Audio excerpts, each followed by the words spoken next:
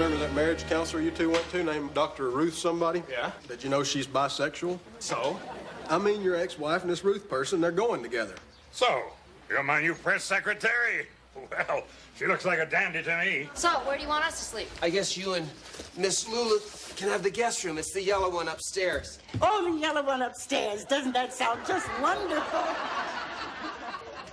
And I seem to recall you promising not to French kiss me. So, you don't have to worry. That wasn't French.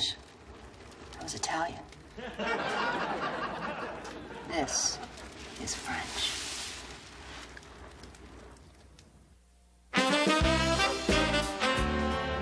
Look, I hope you're not mad about what happened, or rather what didn't happen. You mean, am I upset because you came over to my house, got into my bathtub, stuck your tongue down my throat, then hopped out, called your dad in prison, talked on the phone for 2 hours? No, I understand. These things happen. Hey, it's just as easy for me to take a cold shower as a hot one. I don't know what came over me. It's just you've been so nice, and I was feeling kind of vulnerable and grateful. I understand you want to express that gratitude by French kissing. Hey, I'm the same way.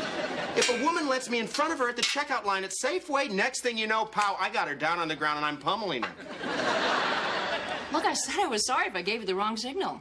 Signal? What you call getting in a person's bathtub a signal? I'm sorry, but where I come from, that's a full-scale alert. I don't know what your girls were doing, but my guys were preparing for battle. But hey, we're all grown-ups here. Let's just forget it. Look, I said I was sorry. And anyway, where do you get this big sense of entitlement? Haven't you ever been turned down before? Yes, I've been turned down before, but never in my own tub. And what is this fetish you have about your bathtub? Is it some kind of sexual pit of no return? I mean, if somebody falls into it, that's it? Yes! I think that's a reasonable assumption for a man to make. Anything he comes across in his own bathtub should technically and legally be fair game. Fair game? That's how you think about women, is fair game? I wasn't talking about women. I was talking about soap on a rope. Look, let's just drop this, all right? I mean, you're making it sound like I'm begging or something. Just for your information, I do have an occasional date. Well, just for your information, I haven't been out with anyone in 2 years. So? So? I think that might have been what made me a little vulnerable to you. Oh, come on, Miss Lottie. I find this Princess Di act a little hard to believe. I didn't say I was a virgin. I just said it's been a long, cold winter. I told you I had a bad relationship with a man, and after that I swore off men. Anyway, why can't we just admit that we're two lonely people who came together at the lowest points of our lives at a time when neither one of us should be in a new relationship? I mean, I should not have been in your bathtub. You had no business being in your bathtub. You had no business wanting me there. So why don't we just rejoice that we were lucky enough to escape with our pants on? What do you mean the lowest points of our lives?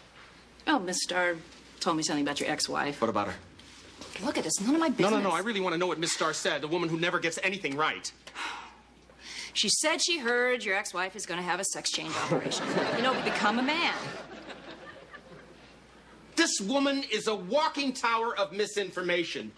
Deandra is not about to become a man. Evidently, she doesn't even like men. She's dating a woman named Ruth. I'm sorry. I'm really sorry. Maybe that's why you felt it was necessary to reassert your manhood. Reassert my manhood? Is that what you call it? Fine. You want to call it that? Fine, I'll buy that. Because let me tell you, when I'm sitting in my bathtub, minding my own business, and someone who looks like you floats by half naked, you're damn right I'm gonna say, hey, pal, it's time to reassert the old manhood. You know, I think it's really a shame that you have to hide your insecurities with this sort of vulgar, good old boy bravado. Vulgar, good old boy bravado? Do you have to repeat everything I say? It really is annoying. Annoying? You know what I find very annoying, Miss Lottie? All this journalistic psychobabble that you dispense so freely. Yes! My ex-wife is dating a woman, and while I openly admit that I have a little problem with the concept of the two of them slow dancing together, I will not be joining any of those support groups where I may run into more people like you who know absolutely nothing about my life, which, incidentally, happened to be going pretty nicely before you came into it. And you told me you were going to quit smoking. I gave up sex. I can't give up everything at once. Okay, look, let's make a pact. Since we are going to be working in the same office together and it's apparent there is some attraction between us, let's just make every effort from this moment on to keep our relationship entirely businesslike and professional. Fine with me. Just stay out of my bathtub. Fine. And since I will be living here temporarily, I want you to feel free to have women over. Well, thank you. That's very generous of you. 3 in the morning. Who could be calling? Hello? Yes? Yes, it is? Yes, she is. May I say who's calling? George Hamilton? George Hamilton, the movie star? I thought so. Hang on, she's right here. It's your friend, George Hamilton. Don't forget to tell him you're not dating. I don't believe it, George the First. What are you doing in Madrid? Ah, that sounds fantastic. Who's directing? Oh, good choice. Yeah. Well, yeah, but it is 3 o'clock in the morning here. No. He's just somebody I work with. We're sort of having a pal party. Friday? When are you getting in? I'd love to see you, yeah. But you can't come to my apartment. It's just really not organized yet. So why don't I meet you? Of course I remember. 7-ish? Maybe this time we'll get a waiter who's sober. Okay. Oh, great. Good. I'm looking forward to it. Yeah, you too. Bye-bye. Did George ask you out? He's just a friend. This is not a date. Oh, come on, don't be modest. The man's a movie star. And a really tan one, too. You can live without your sarcasm. I'm not being sarcastic. Well, then what was that supposed to mean? Well, I just mean, you know, after all the trauma of that long, cold winter, looks like spring thaw is finally here.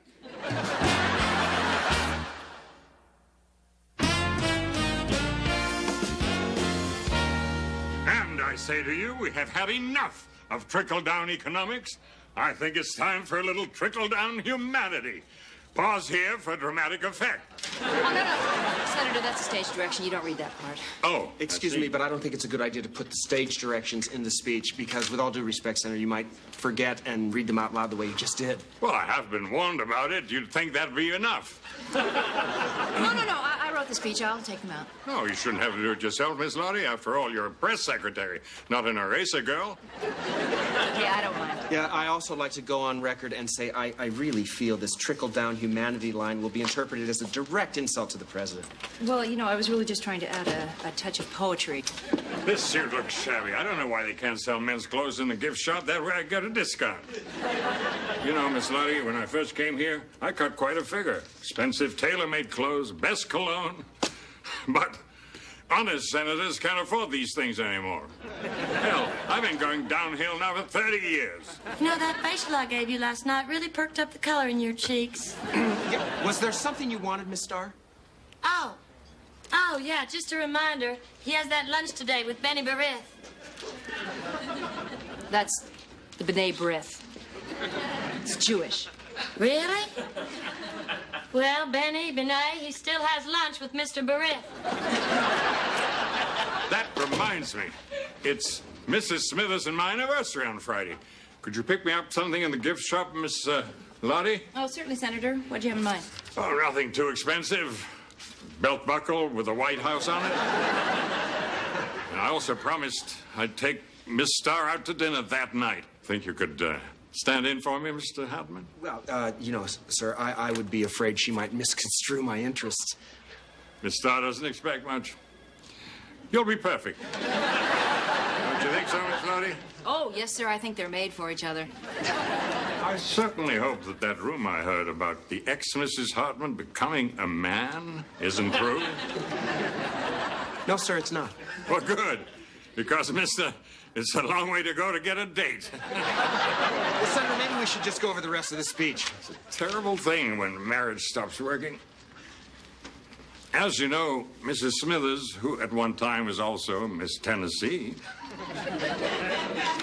is a great deal younger than me and very ambitious. Sir, I don't really think we need to go into all that right now. Truth is, I had a heart condition. She probably thought I wouldn't last this long, and then she'd get my Senate seat. Ha! But I surprised her. You know what happens, Miss Lottie? When you come to live and work in Washington, D.C., the center of the entire world, and you believe in something bigger than yourself, and your heart catches fire. It grows stronger. That's what happens. That's what happened to me. And if you're lucky, it can happen to you, too. Anyway, we're sitting there talking about 3 in the morning, and George Hamilton calls. You mean they're having an affair? Well, no, she didn't actually come right out and say that, but they were practically having phone sex. Well, you know, he was pretty good in that movie Love at First Bite. So what's your point? I don't know. I just mean he was pretty good, that's all. Well, Marlon Brando was good in Apocalypse Now. You think she should be dating him? I don't think that's any of our business. Man, you got a case for this girl, don't you? Are you serious? You know, this morning she tried to fix the kids' breakfast. She ended up calling information to see how long it took to cook oatmeal. I mean, really, she is the most screwed up person I've ever met in my life. Me interested in her. That'll be the day. That's a weird laugh. Where did that come from? I don't know. I never heard it before in my life. Come on, George Hamilton does not want to meet us. Oh, no, sure he does. Anyway, you'd be doing me a favor. I don't know if I really feel like being alone with him. I mean, I guess my self-confidence has just been shot to hell. I mean, the last time he saw me, I was a completely different person. How's that? Well, for starters, I had clothes, money, and a place to live. Ladies, mind if I join you? Oh, no, have a seat. Guess who I have a date with Friday night? Bob Carey? Who's Bob Carey?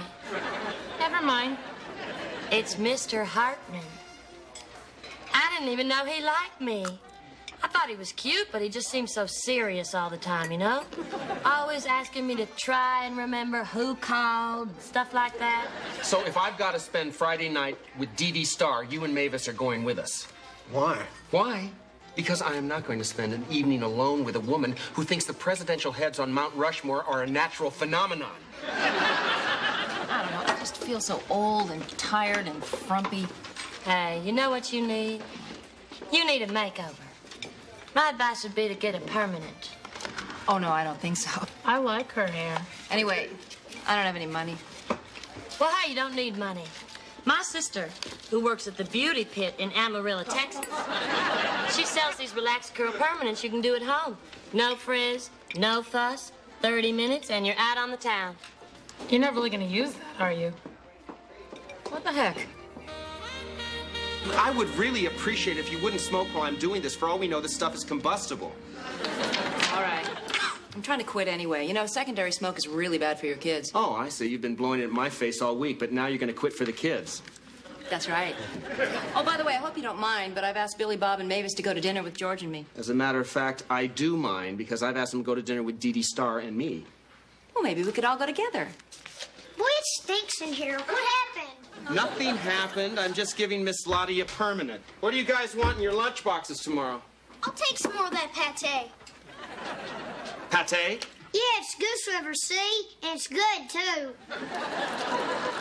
Now I know why you didn't have any change left over from the grocery store.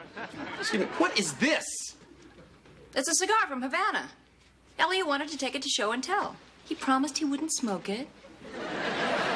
Miss Lottie sends those to her dad in prison along with the boxes of pralines. Those are from the French Quarter, and man, they are delicious. You fed them these? No wonder they've been on the ceiling all day. We're not on the ceiling. We're tired. That's right. I can't do my homework. Why not? Because we stay up and watch Letterman. That's a good show, Dad. They have these stupid pet tricks, and Miss Lottie and Ben were cracking up. There really was this very funny dog. He would stand up on his hind legs, and he'd stand perfectly still, and then just kind of wiggle his hips. Excuse me, Miss Lottie. When I put my children down at 9 o'clock, I really don't expect them to be up at 1 to watch a dog wiggle his hips on Letterman. There's this one guy named Larry Bud Melman. He's hilarious. Okay, look, sorry, I don't want to hear about Larry Bud Melman right now, all right? I want you two boys to march upstairs, brush your teeth, and get into bed. I'll be upstairs in a minute to tie you in. You know, it may seem harsh to Miss Lottie, but we do have a curfew around here. Well, I never had a curfew when I was growing up. Really, why doesn't that surprise me? Coming from a person who would send children off to school weighted down with tobacco and pate. Good night, Dad. Good night, son. Hey, Miss Lottie, here's some more of that bubble gum. Oh, hey, thanks, guys. Hey, give me 5. You too. Good night. Good luck with your hairdo. Thank you. Uh-oh. What's the matter? How important was it to set the timer? You did this to me on purpose. Look, we've been over this 100 times. I'm sorry, I made a mistake. I am not a professional hairdresser. No duty. Come on, let's just go get these damn dates over with. What could have possessed me to take a beauty tip from a woman who has rhinestone initials on her fingernails? I knew when I brought that little cardboard box home that this was going to be a disaster, but you know, it's kind of like you've been shot up with a lot of bullets, but you're still not dead. So you just have to keep looking for that last one that's going to finish you off, the one that gets you right between the eyes. Relax. People are not going to be looking at your hair. They're looking at your dress. Why? Because it costs $9 at the bargain barn and it itches? No. Because of the way you fill it out. Oh, come on, tell me the truth. I look like the lion in The Wizard of Oz. Don't be silly, you do not. Maybe Cornelius in Planet of the Apes.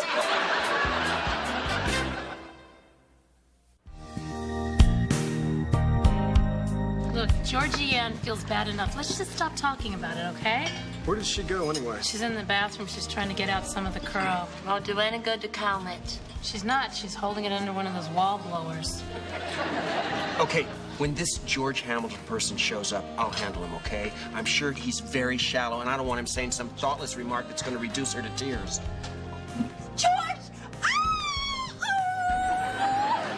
Well, it looks like he's making her pretty happy right now. Wow, talk about you're glad to see ya. Now that's what I call a kiss. Yeah, well, just wait. He hasn't gotten a really good look at her in the light yet. George, I have some friends I want you to meet. Everybody, this is my dear friend, George Hamilton. Although I call him George the First, he calls me George the Second because I'm younger. Oh, that's very cute. This is John Hartman. Hi, how are you? How do you do? And Dee Dee Starr. I just love your outfit. Thank you. And Billy and Mavis Davis. Howdy. My pleasure. You know, I gotta say, we really enjoyed you in that picture, Love at First Bite. Well, thank you. It was a lot of fun. Permit me to introduce myself. Did you hear that? Permit me to... Oh, my gosh, I don't believe it! You told them to play this. I swear. This No, was I our didn't. song when I was in Canada. I was doing a profile on Pierre Trudeau. You told them. No way, but we can't waste it now, can we? You Oh, no, you kids go have fun. We'll be here. Well, Miss Lottie sure has perked up since he got here, hasn't she? You know, I have to admit, he's not my type, but he sure is nice looking. Oh, come on. Nobody's that tan. It's a joke. He has the whitest teeth I've ever seen. I think he looks like $1 million. Yeah, I think he looks like Al Jolson. So we're on this boat, and it's, what, about 2 o'clock in the morning? And George the First here has paid the orchestra to stay late. You know, wherever we go, he pays the orchestra and the waiters to stay late. That is such a cool trade. How come you guys never do that? Because we're boring. So anyway, there was a seagull, and he'd hurt his wing, and he was about to go under. Wait a minute. I've never heard of a bird being out at 2 o'clock in the morning. Well, this bird was, okay? Anyway, so the bird is in trouble. George here rips off his tuxedo in front of everybody, dives in, and saves the bird. Wow, that was sure nice. They say there are some places with too many seagulls. You know, overpopulation caused by people helping them. Oh my gosh, not again! I can't believe it. I can't either. I swear they're playing all our songs. Remember this one we danced on the balcony of the old Laguna Hotel? remember the sunset? Oh, it was this one afternoon. It was incredible how it just hung there on the horizon for the longest time and then just disappeared. And then George stands up, starts to clap, then everybody follows until there's a standing ovation. You guys don't want to hear this, do you? We're boring you. No, No, not at all. I just can't get over how tan you are. Well, he's got a tanning booth in his house, don't you? What do you spend a couple, 3 hours a day in there? No, actually, I got this in Africa a few weeks ago when I was doing some work for the Commission on World Hunger. And then, of course, I am also part Native American, which is why I'm so involved right now in preserving that culture as a part of our national heritage. Oh.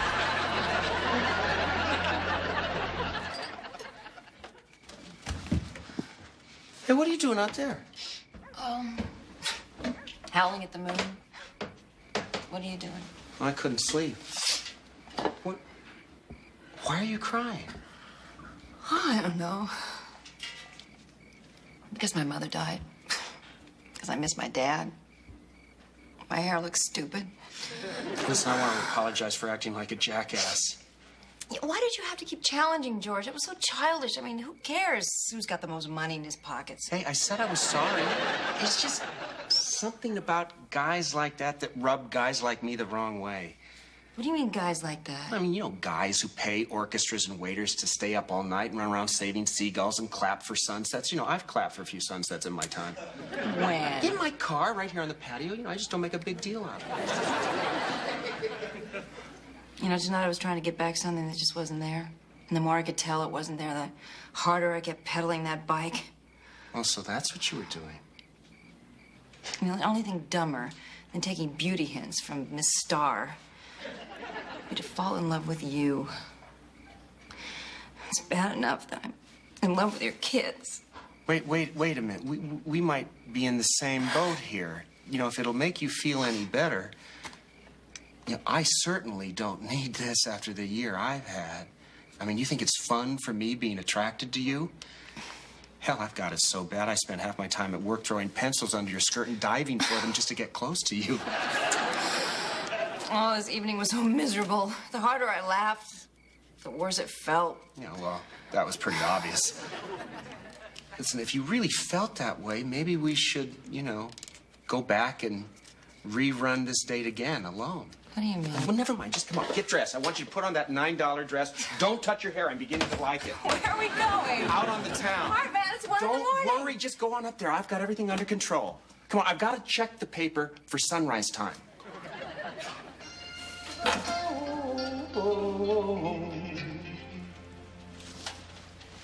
Hey, guys, that was great. One more time. Take it from the top.